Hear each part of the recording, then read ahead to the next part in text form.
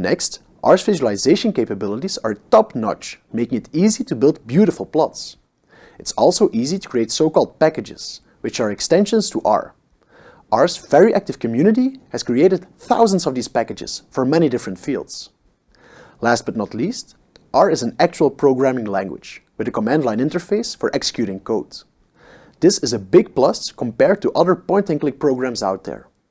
It might take some energy to fully get the hang of it, but fear not. DataCamp is here to help you master R in no time. Let's get started. An important component of R is the console. It's a place where you can execute R commands. In DataCamp's interactive interface, the console can be found here. Let's try to calculate the sum of 1 and 2. We simply type 1 plus 2 at the prompt in the console and hit enter. R interprets what you typed and prints out the result. R is more than a scientific calculator though. You can also create so-called variables. A variable allows you to store data in R for later use. You can use the less than sign followed by a dash to create a variable. Suppose the height of a rectangle is 2. Let's assign this value 2 to a variable height. In the console we type height less than sign dash 2.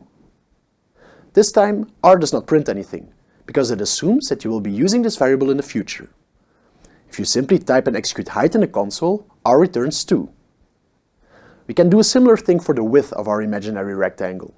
We assign the value 4 to a variable width. Typing width gives us 4. Great.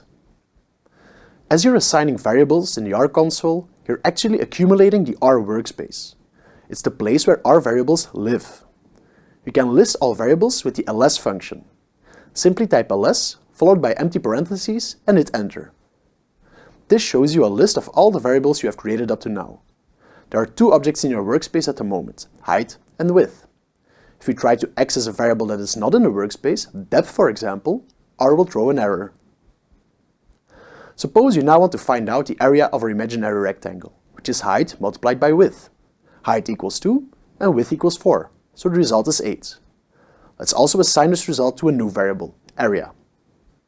Inspecting the workspace again with ls shows that the workspace contains 3 objects now, area, height and width. Now, this is all great.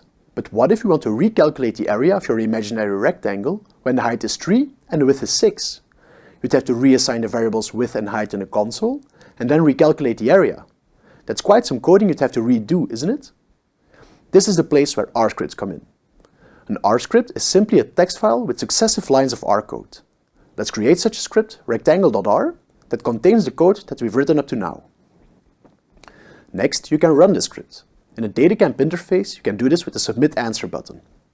R goes through your code, line by line, executing every command one by one in the console, just as if you are typing each command yourself. The cool thing is that if you want to change your code, you can simply adapt your script and run it again. Let's change the height to 3 and the width to 6 and rerun the script. The variables are given different values this time, and the output changes accordingly. Now it's time for some interactive exercises. Use the console for experimentation and the R script editor for coding the actual answer. When you hit Submit Answer, your script will be executed and checked for correctness. DataCamp's tailored feedback will guide you to R mastery.